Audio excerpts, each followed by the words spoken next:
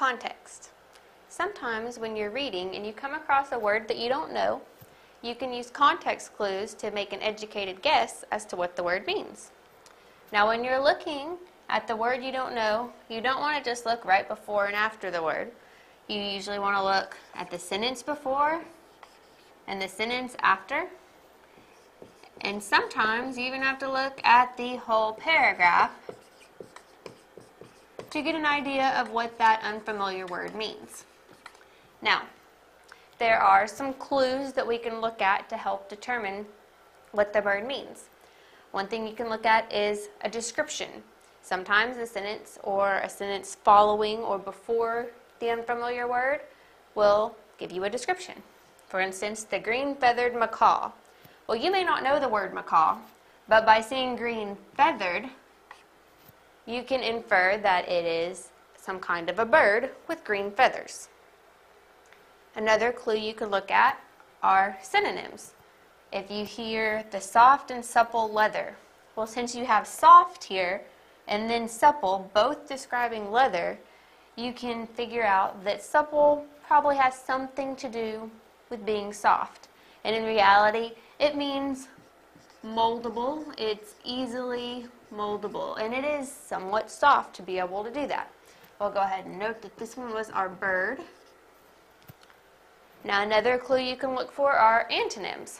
Angie is sweet. She doesn't have a malevolent bone in her body. Well, you may not know what malevolent means, but you probably know what sweet means. And if she isn't malevolent and she is sweet, then you can figure out malevolent is something bad, something negative, the opposite of sweet. And in reality, malevolent means evil.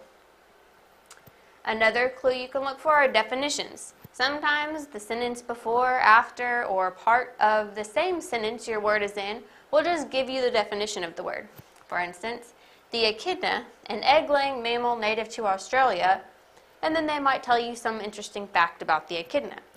Well, in commas, right after echidna is the definition of an echidna, an egg-laying mammal native to Australia. So you know what it is right there. The last clue you can look for is tone. Is the rest of this paragraph positive, negative, happy, scared? If you have a paragraph that's all one tone, then the word probably has something to do with that.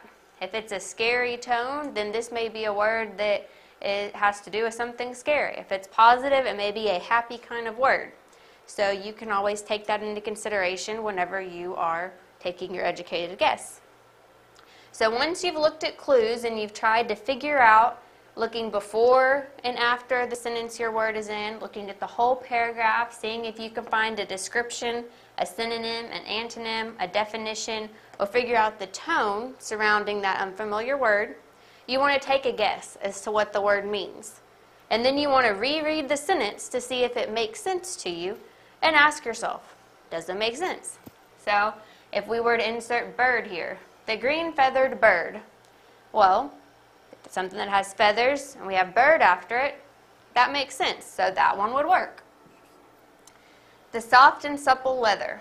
So if we know it means something else soft, maybe moldable, we could say the soft and moldable leather, the soft and flexible leather. Any kind of word like that that you put in that was similar to soft would work.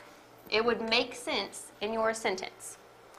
Okay, we were thinking evil here, something the opposite of sweet. Angie is sweet. She doesn't have an evil bone in her body. That makes sense. She is sweet. She doesn't have an evil bone. Now, the echidna sentence is a little different. If they plug in a definition for you, then it's a little harder to check. You would just say, an egg-laying mammal native to Australia, and then maybe tell the sentence after that point, because the definition's already there for you. There's not really a synonym for echidna or anything else you could have come up with for what that one meant. And once you've checked to make sure they all make sense, then you have a pretty good idea of what that word means. And you can see how using these context clues of looking for a description, a synonym, an antonym, a definition, or the tone of a paragraph can help you figure out that pesky, unfamiliar word. To find out more about how to ace your test and get more practice for your test, click the study guide. Learn why Mometrix is the best and smartest decision you could make for your test prep choice. We have done all the work cutting through the fluff to give you what you need to perform well on your exam. Click the study guide to get started now. And thank you for watching and learning with us.